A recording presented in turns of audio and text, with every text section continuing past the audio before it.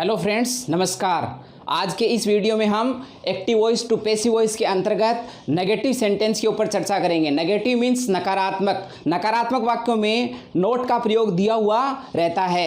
ऐसे वाक्यों का पीवी बनाने के लिए हम सबसे पहले इनके नियमों के ऊपर प्रकाश डालते हैं। हालांकि मैंने पिछले वीडियो में इसके नियमों के ऊपर विस्तृत चर्चा की है, लेकिन फिर भी हम एक बार पुनः इनके ऊपर प्रकाश डालते हैं।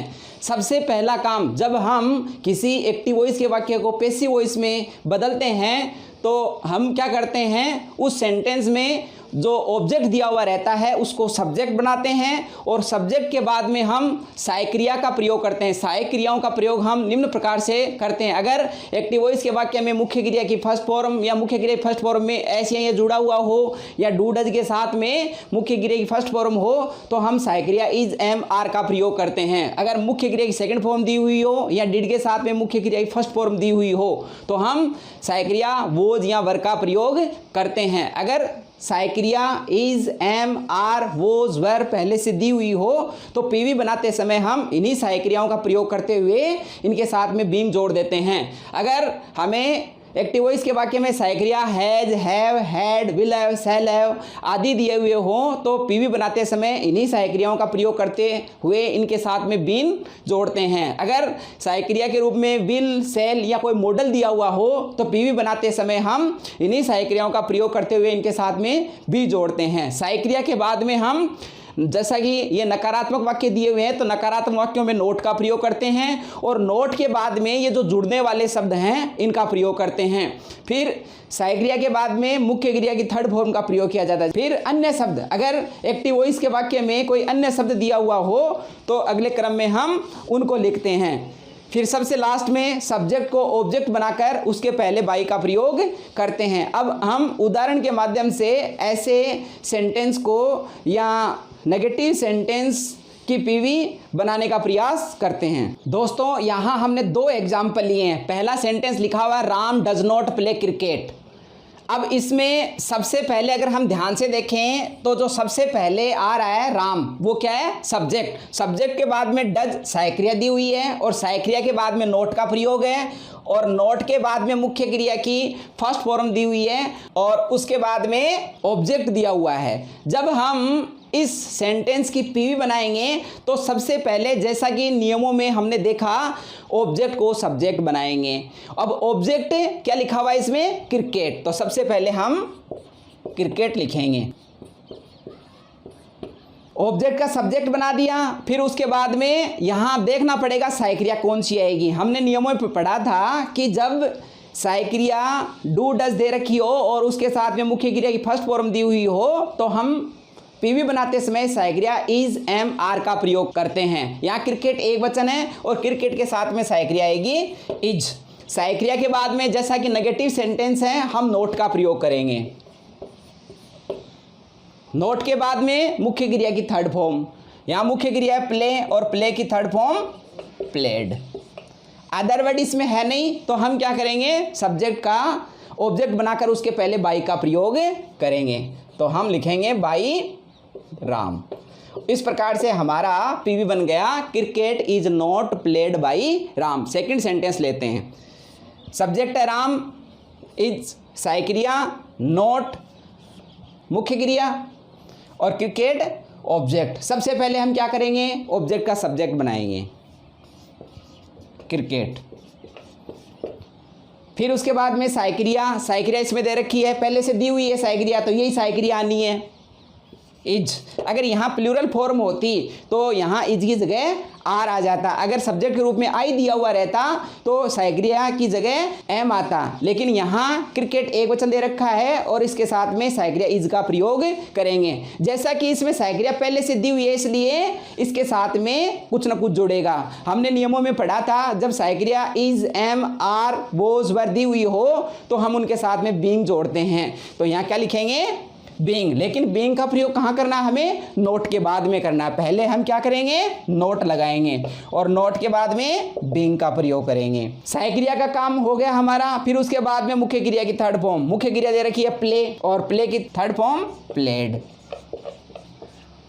अदर वर्ड इसमें है नहीं तो हम क्या करेंगे, बाई लगा करके सब्जेक्ट का ऑब्जेक्ट बना देंगे। सब्जेक्ट क्या है इसमें, राम, तो राम का क्या करेंगे हम, ऑब्जेक्ट बना देंगे। इस प्रकार से हम कोई भी नेगेटिव सेंटेंस दिया हुआ हो उनका आसानी से हम पैसिव वॉइस में चेंज कर सकते हैं। ऐसे सेंटेंस को या नकारात्मक वाक्यों को हम इजीली आसानी से पैसिव वॉइस में बदल सकते हैं। अब आगे हम इंटरोगेटिव सेंटेंस के ऊपर चर्चा करेंगे। दोस्तों, अब आप बोर्ड के ऊपर देख रहे हो कि हमने लिखा हुआ है या हमने बताया है कि इंटरोगेटिव सेंटेंस दो प्रकार के होते हैं। पहला है सायक्रिया से शुरू होने वाला वाक्य और दूसरा है WH वर्ड से शुरू होने वाले वाक्य। तो दोनों का जब हम पैसिव बनाते हैं तो उसमें बिल्कुल भी घबराने की आवश्यकता नहीं है, बहुत ही आसानी से हम इनको बना सकते हैं। हमारे पास में दो सेंटेंस दिए हुए हैं। पहला है डज राकेश स्पीक इंग्लिश, दूसरा लिखा हुआ है why do people speak English everywhere. जो पहला सेंटेंस है वो सायक्रिया से शुरू हो रहा है और दूसरा जो सेंटेंस है वो WH वर्ड से शुरू हो रहा है। पहले हम सायक्रिया से शुरू होने वाले वाक्य को हल करते हैं। तो सबसे पहले हमारे पास में सायक्रिया दी हुई है, जैसा कि प्रश्नवाचक वाक्य में होता है। सायक्रिया के बाद में सब्जेक्ट है, सब्जेक्ट के बाद में वर्ब दी हुई है और वर्ब के बाद में ऑब्जेक्ट दिया हुआ है। तो हम सबसे पहले क्या करेंगे, ऑब्जेक्ट को सब्जेक्ट बनाएंगे, जैसा कि हम साधारण वाक्यों में करते थे। लेकिन यहाँ प्रश्नवाचक वाक्य दिया हुआ है इसलिए इसमें सायक्रिया पहले आएगी। अब हमें ये देखना पड़ेगा यहाँ सायक्रिया क्या आएगी। पहली चीज़ तो यहाँ डज दिया हुआ है तो डज के अनुसार सायक्रिया आएगी इज, एम, आर में से कोई एक। अब इज आएगा, एम आएगा, आर आएगा, वो सब्जेक्ट तय करेगा। यहाँ हमने इंग्लिश को पैसिव का सब्जेक्ट बनाया है, इंग्लिश के अनुसार क्या आएगा, इज आएगा। तो यहाँ क्या लिखेंगे, हम इज लिखेंगे। सायक्रिया के बाद में हम क्या करेंगे, ऑब्जेक्ट का सब्जेक्ट बनाएंगे। ऑब्जेक्ट क्या है, इंग्लिश। फिर उसके बाद में मुख्य क्रिया की कौन सी फॉर्म आएगी, थर्ड फॉर्म। स्पीक की थर्ड फॉर्म स्पोकन। मुख्य क्रिया की थर्ड फॉर्म के बाद में अगर कोई अदर वर्ड दिया हुआ हो तो उसको लिखते हैं, लेकिन यहाँ अदर वर्ड है नहीं तो इसलिए हम क्या करेंगे, सब्जेक्ट को ऑब्जेक्ट बना देंगे। बाई राकेश, प्रश्नवाचक चिन्ह।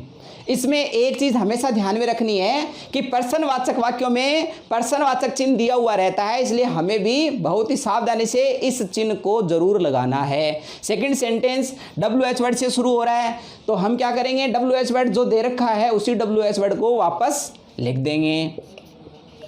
अब WH वर्ड लिखने के बाद में हमारा सेंटेंस है वो पहले सेंटेंस के तरह ही बन गया है। अब हम क्या करेंगे, सबसे पहले इसमें सायक्रिया दे रखी है तो सायक्रिया लिखेंगे। अब सायक्रिया आएगी ऑब्जेक्ट के अनुसार, क्योंकि ऑब्जेक्ट को हम सब्जेक्ट बनाएंगे। ऑब्जेक्ट इसमें दे रखा है इंग्लिश और इंग्लिश के अनुसार सायक्रिया आएगी इज। फिर ऑब्जेक्ट का सब्जेक्ट बना देंगे। फिर उसके बाद में मुख्य क्रिया इसमें दे रखी है स्पीक और स्पीक की थर्ड फॉर्म हो जाएगी स्पोकन। फिर थर्ड फॉर्म के बाद में यहाँ अन्य शब्द दे रखा है तो अन्य शब्द को लिख देंगे एवरीवेयर।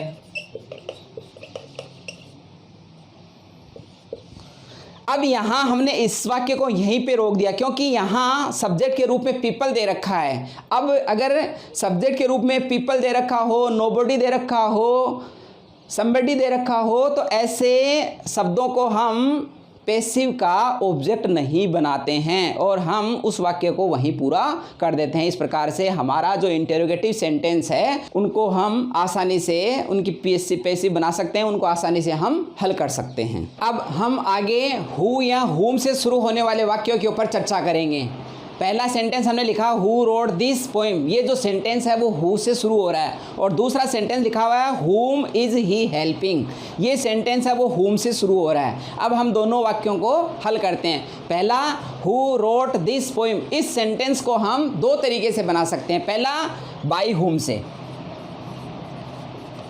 तो सबसे पहले हम क्या करेंगे, बाय हुम लिखेंगे। फिर उसके बाद में यहाँ क्या लिखेंगे, जैसा कि प्रश्नवाचक वाक्य है तो सायक्रिया लिखेंगे। अब सायक्रिया यहाँ क्या आएगी, रोट सेकंड फॉर्म दे रखी है, इस हिसाब से यहाँ सायक्रिया आएगी वॉज।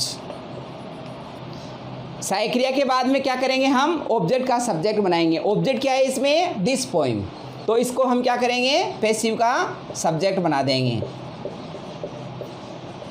फिर उसके बाद में क्या करेंगे, मुख्य क्रिया की थर्ड फॉर्म,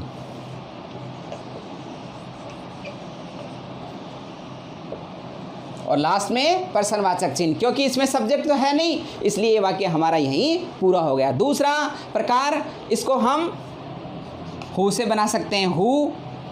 फिर उसके बाद में साइक्रिया, साइक्रिया इसमें सेकंड फॉर्म है, इसलिए क्या आ जाएगा, वाज। साइक्रिया के बाद में ऑब्जेक्ट का सब्जेक्ट बनाएंगे, दिस पोएम। ऑब्जेक्ट का सब्जेक्ट बनाने के बाद में क्या करेंगे, मुख्य क्रिया की थर्ड फॉर्म, यहाँ मुख्य क्रिया लिखी हुई है रोट, और थर्ड फॉर्म हो गई इसकी रिटन।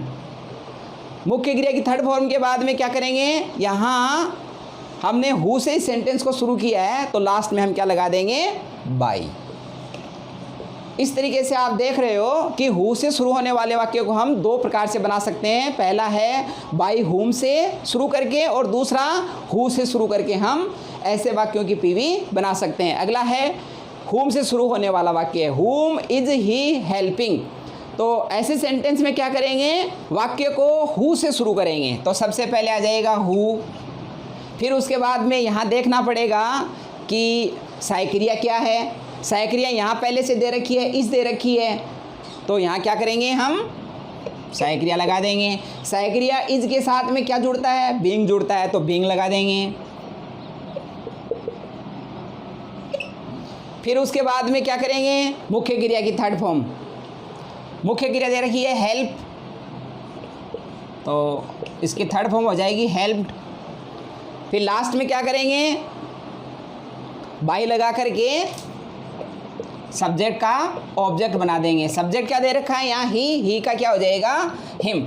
इस तरीके से हम हुम से जो सेंटेंस लिखा हुआ है उसको हम हु से इस प्रकार से बना सकते हैं। Thank you.